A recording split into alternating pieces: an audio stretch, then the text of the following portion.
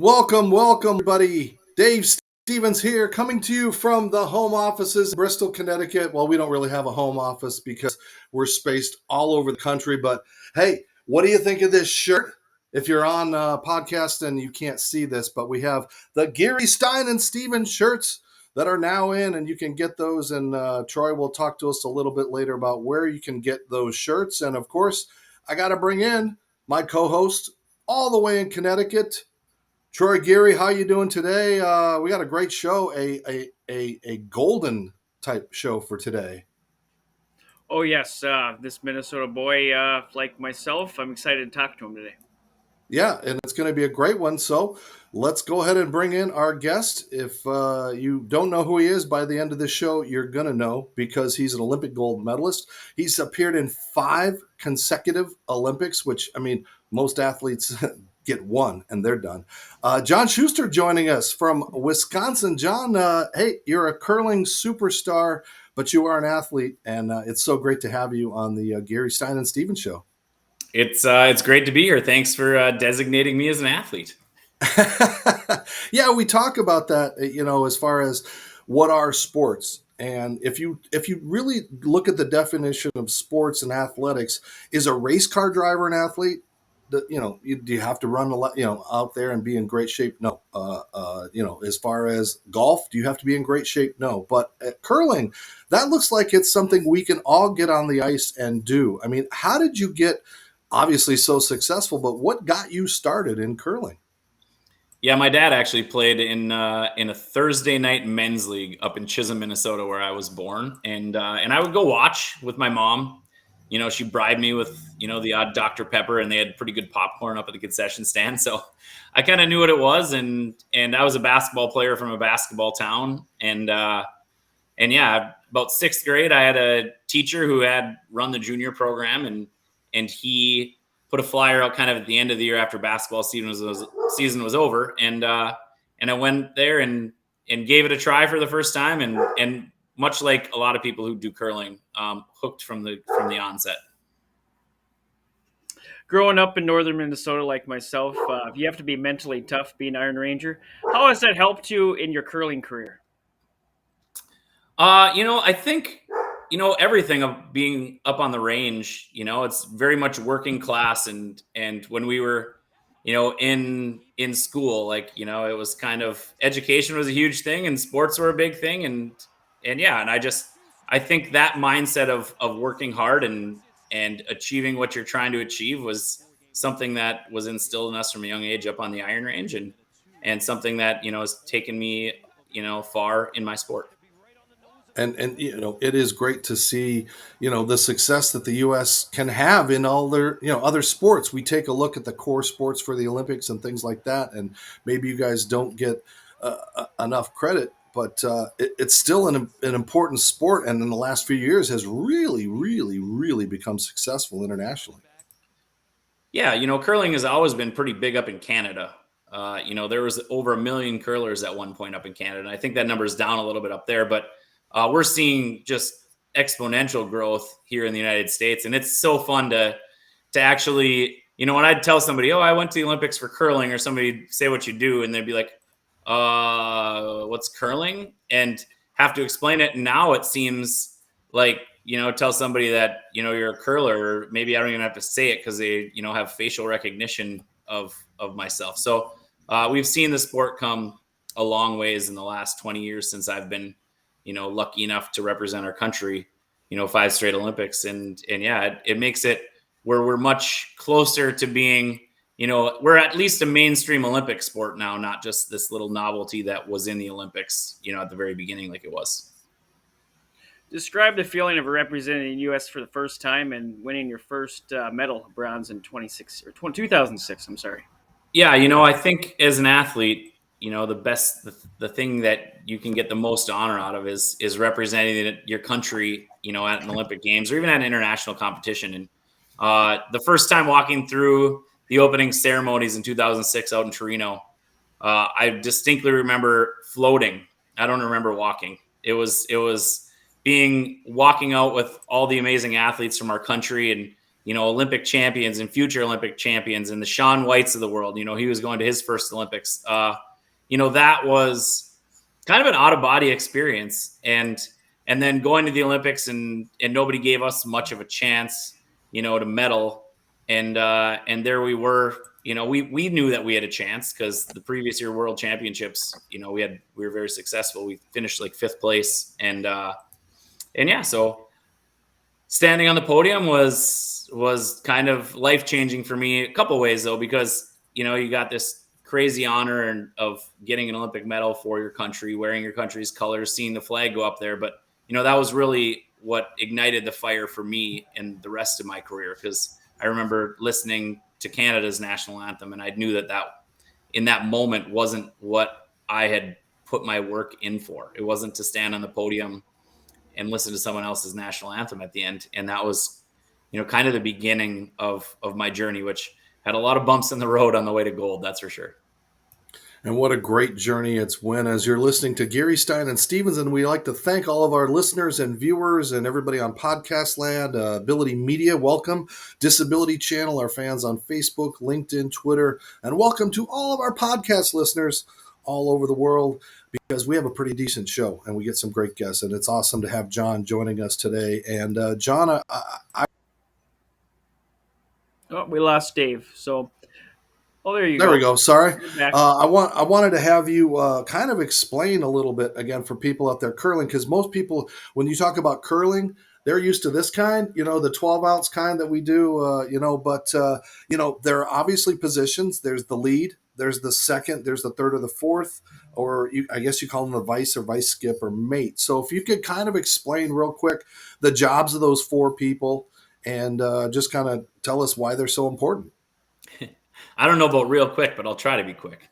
So a curling team has 4 members that play on the ice, and we have an alternate when we're at like an Olympic Games or World Championship that does a lot of off the ice stuff and rock matching, night practice things. But a lead on the curling team is the guy responsible for throwing your first 2 stones of every end.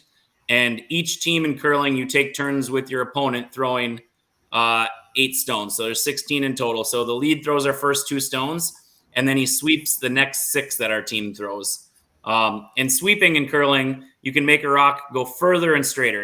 And great sweepers can make a rock go anywhere from 10 to 15 feet further than it would have went had it not been swept at all. So it's a pretty important position. And the second on the team, he sweeps the lead's 2 rocks, and then he throws the next 2 stones for our team in our sequence. And when he gets done throwing, him and the lead will sweep the last 4 rocks of the end together. So the vice skips and the skip stones. And then the vice skip or the third throws the third pair of stones for a team. And so he'll sweep the first 4 that the lead in the second throw. And then he throws his 2, he or she, I guess, because there's women's curling as well. And then they move to the house to hold the broom and call the last 2 shots that a team throws. And the skip on the team is my job now.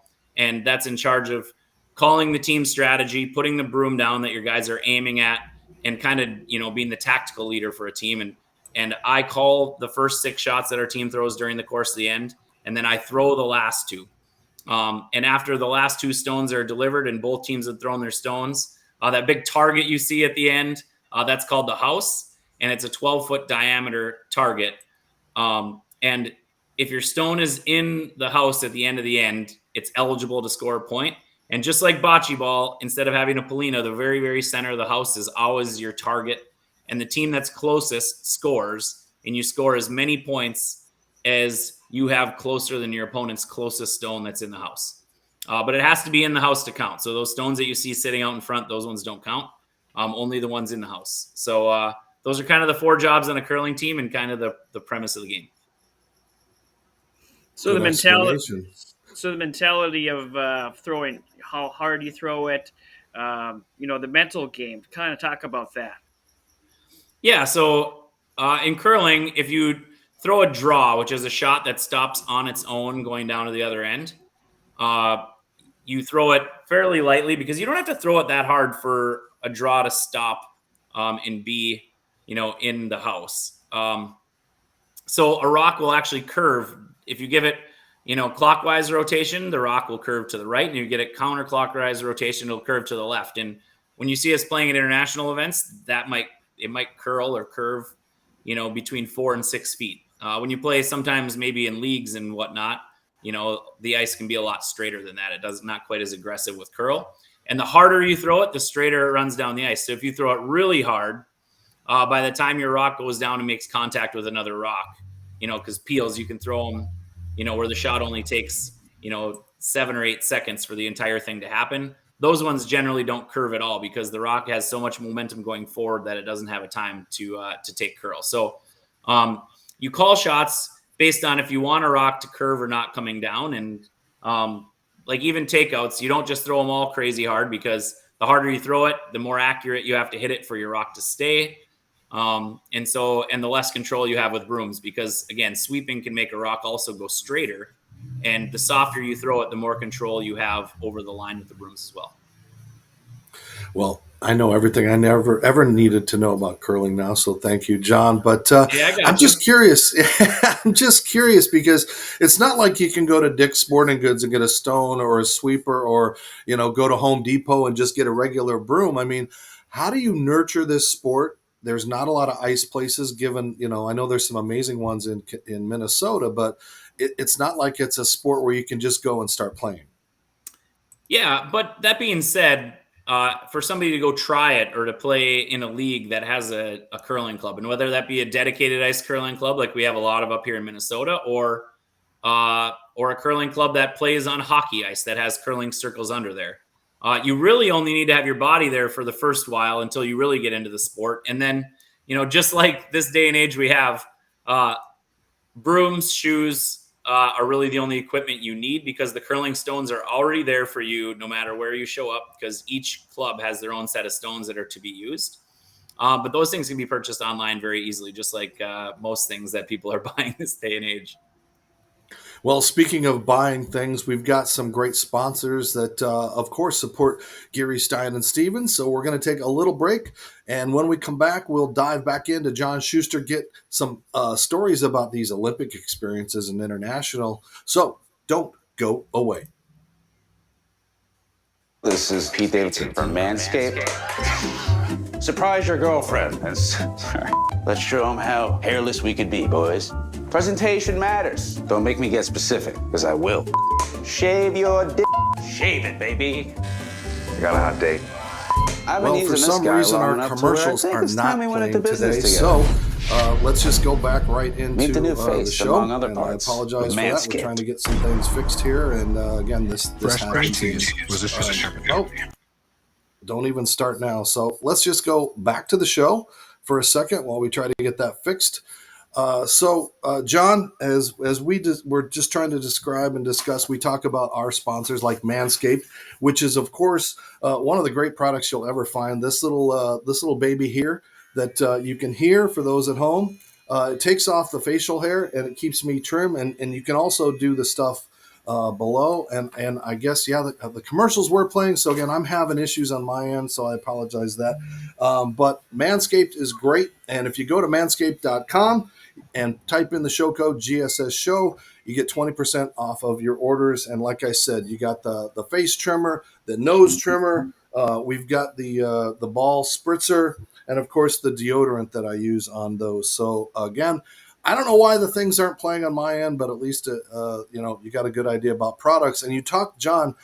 You actually now are what, an underwear model? You've got some things that have cropped up, no pun intended, in your life.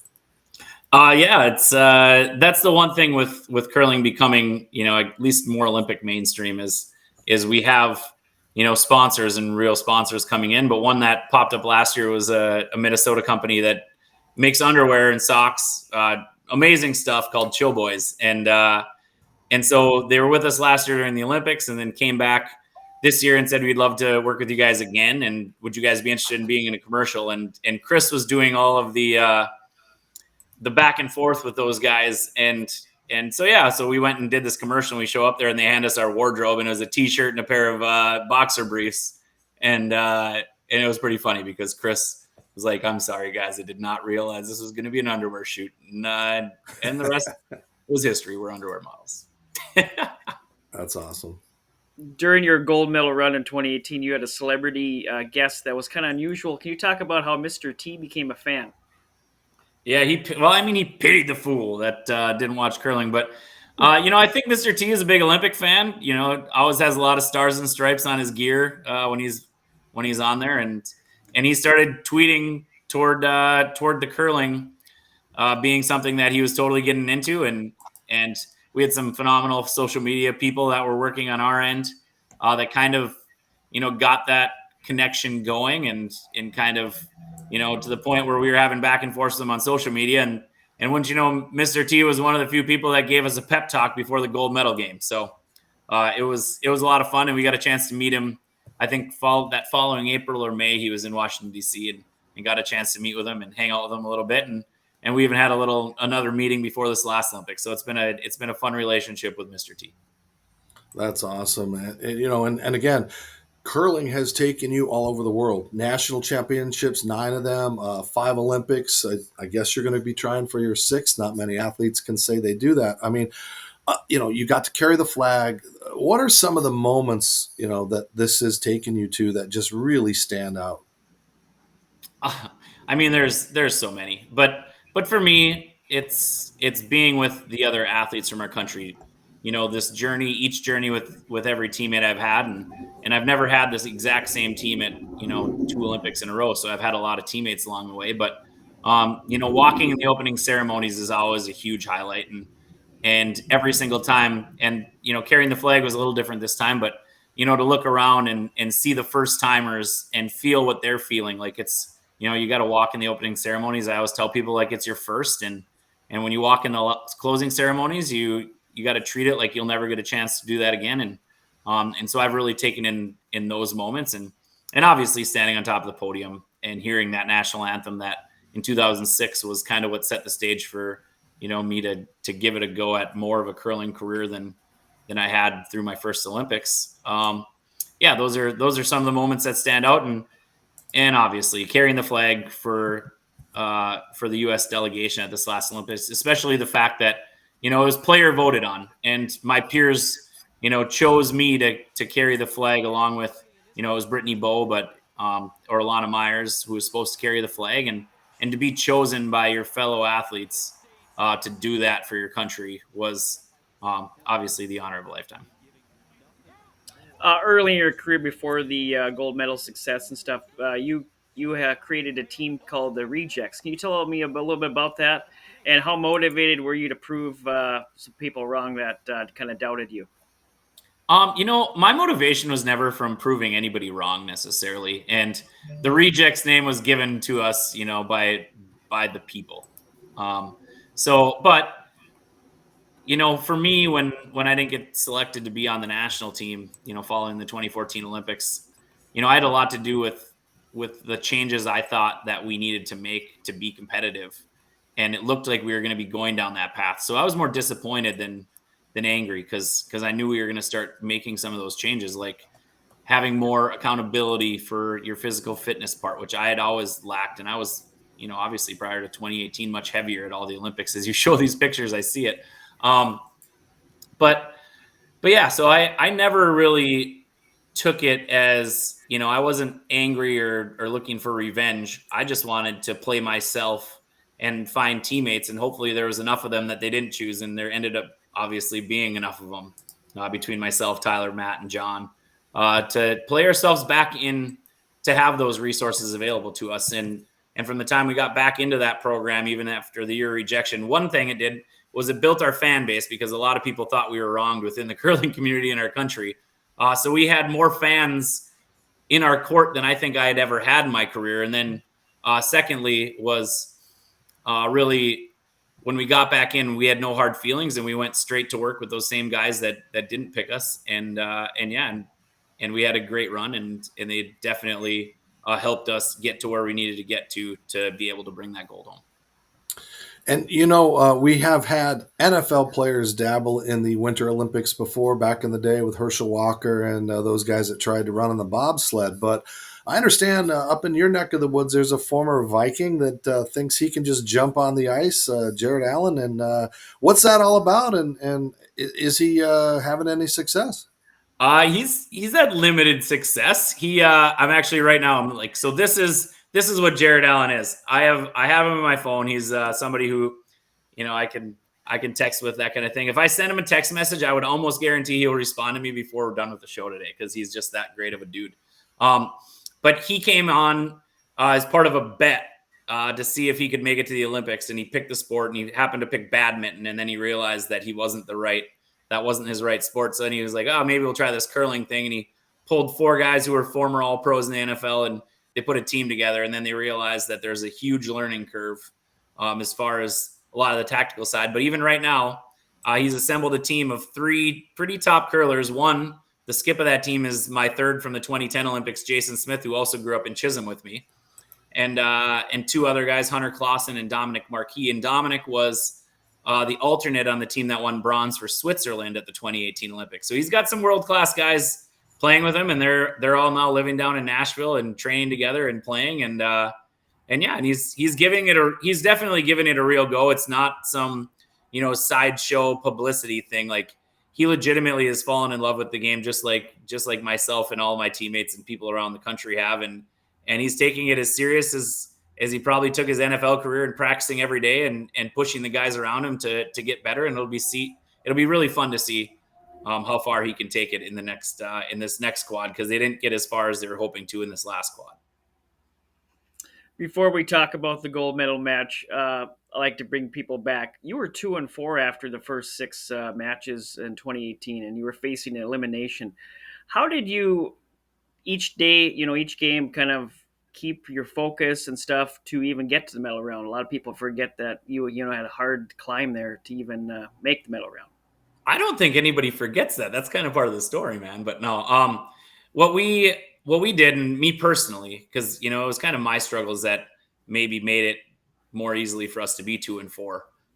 But I decided, after a walk with my wife across the Olympic Park and back, pushing my kids in the stroller, and that maybe I hadn't ever given my kids any great highlight reel material throughout my Olympic career, which is crazy, because I had a ton of success at the national level, and I played well at world championships, and I never really had struggles anywhere other than the Olympics. And I think it's because I cared too much. And my turnaround happened where I just decided I was going to give my kids 3 games of me curling how I wanted to play, and who I wanted to represent. And if I could give them those 3 games, it wouldn't matter whether we won or lost. And I knew to do that, I had to be the best teammate I could be, and the one that I'd trained to be with my teammates. And I challenged them to do the same. I don't even remember ever having any, nervousness about wins and losses like I had for every other curling game I ever played at the Olympics. We were just going out there and having fun and being awesome teammates for each other, and seeing what happened. And that's how we were able to we got that first win against Canada, which the U.S. had never beaten Canada in men's, women's, or anything at the Olympics. And after we got that win, came out and played a great game versus Switzerland, and the momentum got rolling, and we carried it all the way to gold. Well, stay tuned with us. Do you have that gold medal anywhere near you, by the way? Where is that thing? I could probably find it. All right. Well, we'll take one more break. Hopefully the commercials will play this time. We'll wrap things up and put a bow on it.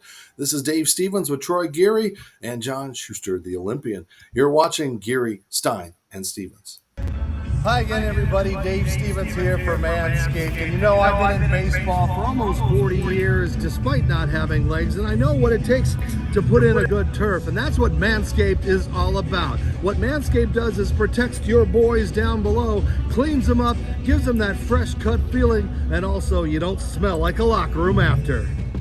And right now, Manscaped is offering the Performance Package 4.0. It's arrived, and oh man, it's a game changer. Inside this package, you'll find the Lawnmower 4.0 trimmer, the Weed Whacker ear, nose, and hair trimmer, the Crop Preserver ball deodorant, Crop Reviver toner, Performance boxer briefs, and a travel bag to hold all the goodies.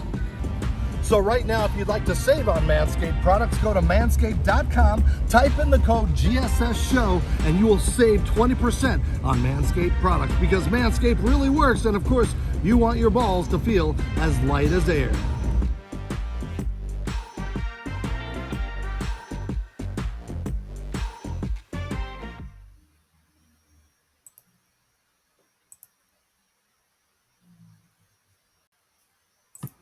Okay, boy, we have got the bugs going on today for our sponsors, and I apologize that. But hey, you know what? The show must go on, and that means we also have to talk about Fresh Clean Threads, which is a great shirt. We've been wearing it, and if you want 20% off of the world's softest, comfiest, best shirts, which again, I don't know why they're not playing today, but they are great shirts. Fresh Clean Threads has your back, your front, and your sides.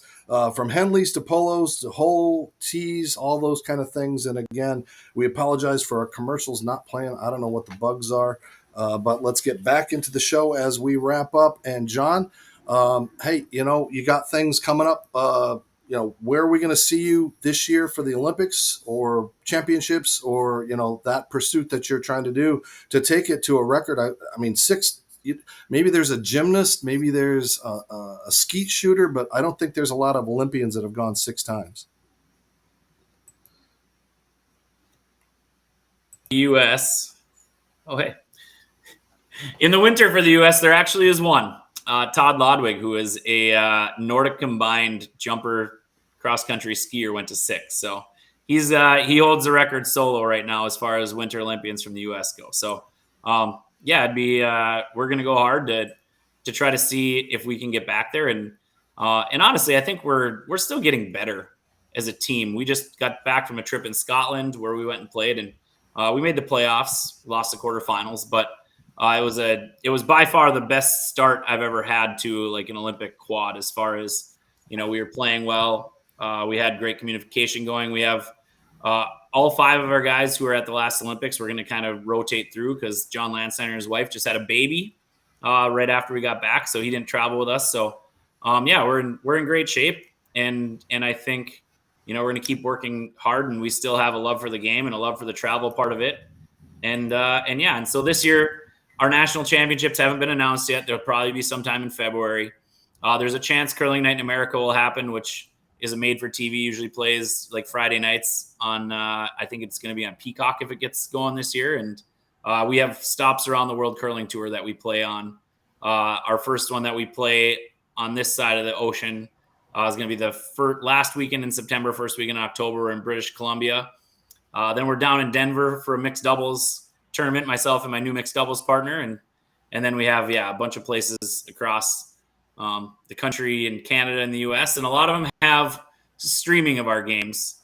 So, if somebody goes to like curlingzone.com and you can usually see some kind of streaming schedule, because a lot of these clubs that we play in now are technically curling stadiums where you can watch every game on every sheet. So people can definitely find way more easily than it used to be what we're doing on a week by week basis. And we play 8 to 10 events between usually Labor Day and the end January 1st. I'm sure this is something that you never get sick of talking about. Let's relive the gold medal match. Tied after 7. Describe the feeling after you scored 5 in the 8th against Sweden. I mean, it was just surreal. Like, probably jubilation.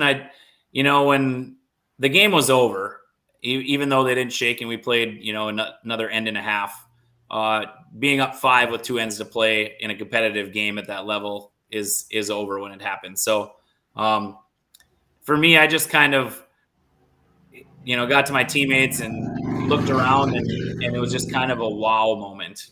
Just like, for me, it was more of this is what I set out to do back in 2006. And this is what this feels like. And I just really tried to take that in and my teammates, I think, probably all had a little different experience than I did, but it was an amazing moment to share with, some amazing teammates. And we're glad you shared some time with us today. I got to ask this question, though, how do you work on your growth? Because there it is. Let's check out thing. Let me put that back on the full screen. She's a little beat up. Put that up there. Needs some work here, but this is, it's hard to not get the glare, but there it is, men's curling. There it is. That is.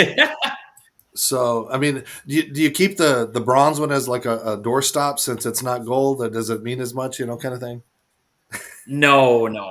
It maybe doesn't have quite as nice of a case, but I like to take them both with because they're both Olympic medals. I mean they're they're all special.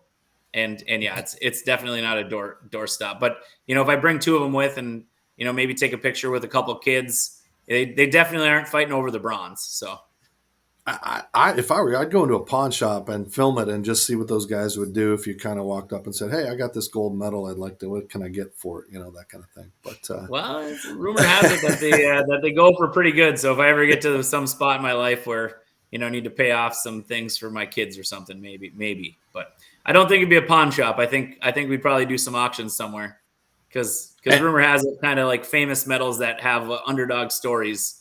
1980, men's hockey, for instance, those ones go for a little more. So maybe that'd be the case here too, if need be someday. Well, we hope that the continued growth and success for the sport of curling. And I got to think, too, now that COVID might have helped a little bit, because we needed to look at other sports and things like that, because I almost equate to curling is almost now like the ice version of cornhole. I mean, it's like anybody can play it. You can be a man or a woman. You don't need to have amazing skills. You do if you're getting to the Olympic level, but you can just go out, have fun, and enjoy the sport. Yeah, that's exactly it. And it's curling, I think, to me, has always been like golf. Whereas, anybody, any size, shape, stature, if you work at it, you go hit balls a few times, you can get the ball around the golf course and have some fun with it. And curling's the same way, that you can go out, and once you learn how to play, you can, play more and more, and go out there and have some fun with it. But then, to get to that next level, what percentage of people are going to ever make a PGA Tour, an LPGA Tour kind of thing. And that's kind of where it's at with curling. But, for kids starting our game, because our numbers are so small, there's some pretty good opportunity for kids right now, to go out and start curling. And it would definitely be one of the places a kid would have, if they took it seriously, one of the best chances to get to the Olympics, I think. Well, John, if you have time to stick around, we're going to take one more commercial break, come back, wrap up the show, and got a special segment that we want to play. So please, everybody out there, I appreciate you guys, your support on all of the platforms that we do for Troy and Will and myself, and a special thanks to our sponsors, especially Manscaped and Fresh Clean Threads. And as we talked about earlier, you can get some great deals online at the websites for freshcleanthreads.com and for manscaped.com. We're going to try to play commercials again. Don't go away. This is Pete Davidson from Manscaped. Surprise your girlfriend. Let's show them how hairless we could be, boys. Presentation matters. Don't make me get specific, because I will. Shave your dick. Shave it, baby. I got a hot date. I've been using this guy long enough to where I think it's time we went into business together. Meet the new face, among other parts, of Manscaped. Fresh Clean Tees was a shirt company. Over the years, you've asked us for more. We've listened. And now we're entering a new era with a new name. It's time for us to officially be the brand you've helped us grow into. We believe in our basics, from the first thread to the final stitch.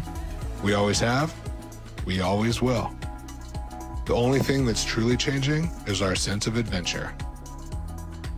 We're expanding our lineup by developing new, exciting products that largely come from customer requests. Customers like you are a huge part of who we are and how we got here. So we're still going to make fresh tees, but we're also going to make a lot of new threads inspired by you. In short, we just want to make clothes that you want to wear. So we're an apparel brand now. Let us reintroduce ourselves. We are Fresh, Clean Threads.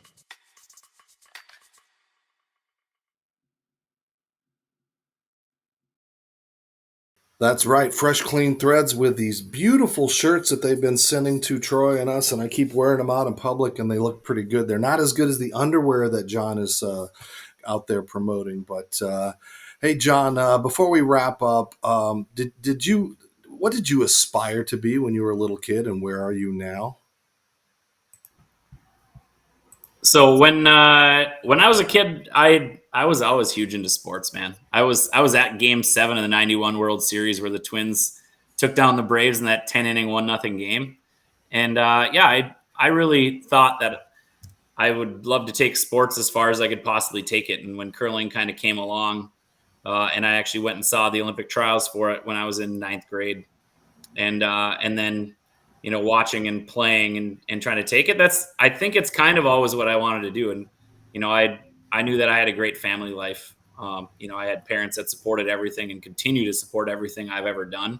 And I knew I wanted to have a family too. And I've been, blessed having a great wife who also supports, my sporting dreams and ventures. And we have a couple kids that we're doing the same for now. They're 9 and 7 years old. And yeah, so I think I maybe didn't think enough about really what I wanted to do outside of sports. So maybe it's all I could do. I don't know. But now that's taken me to a lot of places where, I'm getting to share my story and do some speaking around the country and have some other random things happening. So, I'm working with a new social media app that's going to be coming out here soon. And I'm not positive that I can say what it is, but when it does come out, maybe I'll have to come back on the show and tell you guys about it. It's going to be pretty exciting for the world of sports. So, yeah, so now curling has also offered me some other opportunities besides just being on the ice and representing the country and making a nominal amount curling, because we're definitely not professional athletes making living wages out here.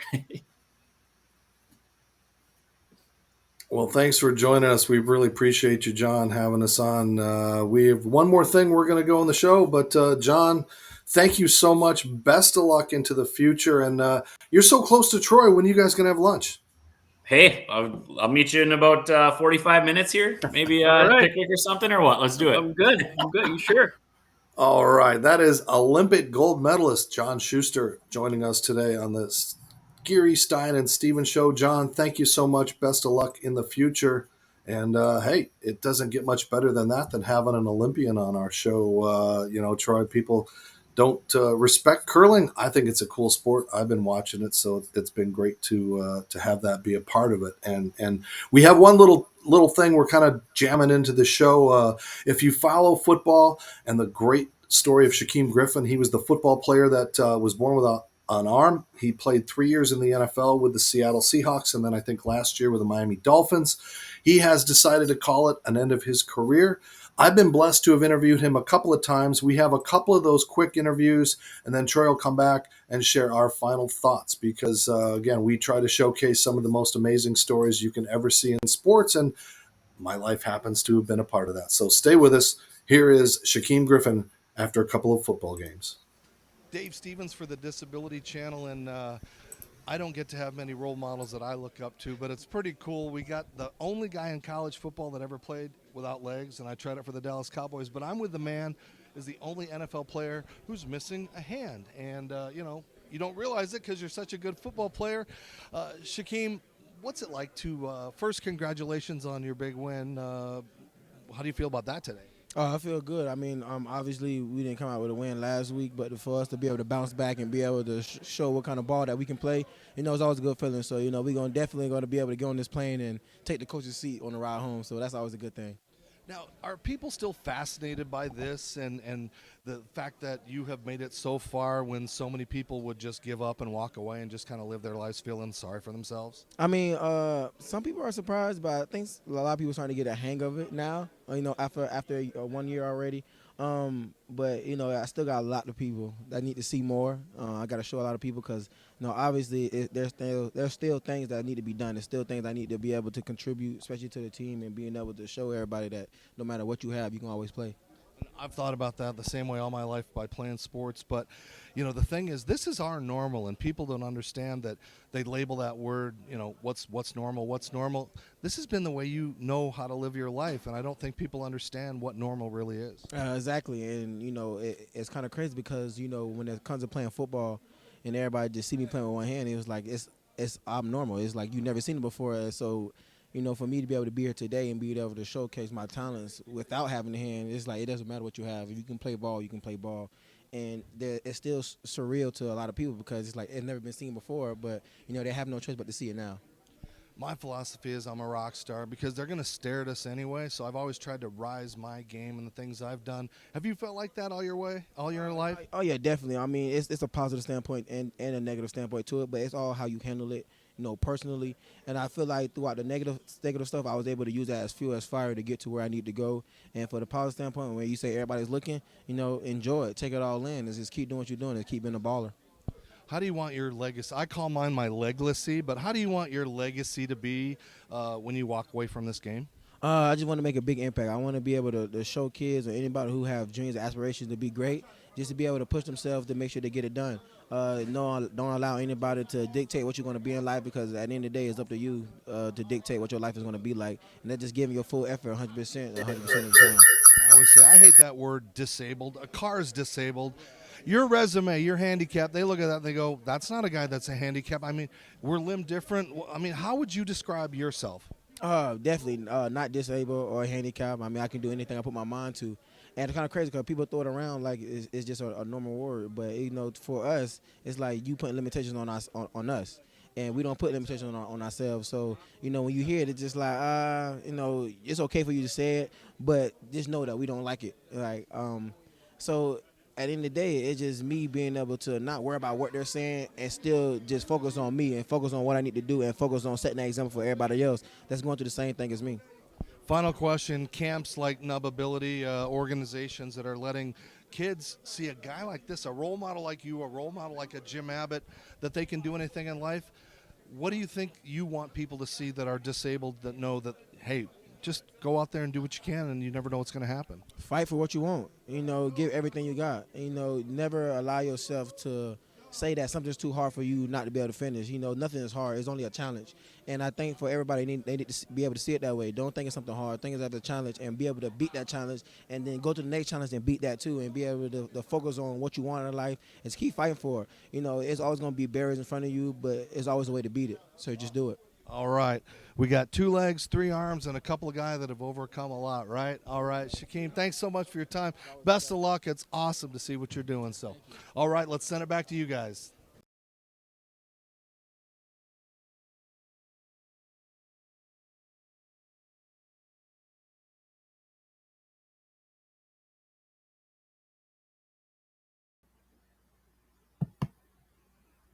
I can't hear you, Dave.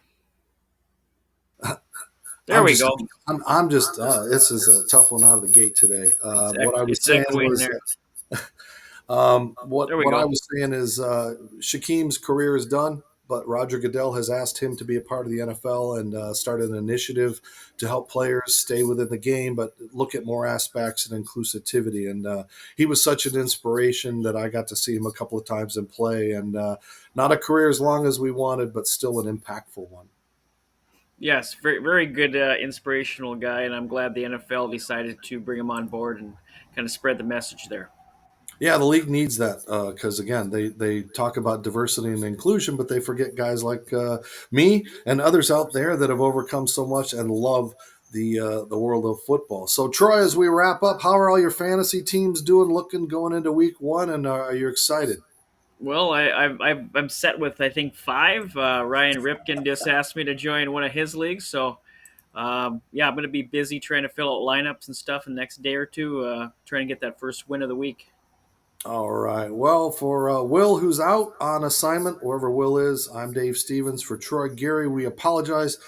Ghosts and goblins today on the commercials, but again, thanks to our sponsors, Manscaped, Fresh Clean Threads, Pro Stance, Coca-Cola, FanDuel, your home number one source, all these guys that is supporting Geary, Stein, and Stevens. And everybody out there listening and watching on all the platforms, as we said, you can find us everywhere. And we've also got great products like, our Manscaped. Can you see my shirt, Troy? Do you see what we Yeah, got here? I do see it. It looks great. There we go. So we got products. We got the Geary, Stein, and Stevens shirts that you guys can, again, our listeners can't see, but our viewers can see these beautiful shirts that are the hottest tickets out there. So for Troy, I'm Dave Stevens. We will continue to have amazing guests on Geary, Stein, and Stevens. So follow us on all social media platforms. Until next time, America, goodbye.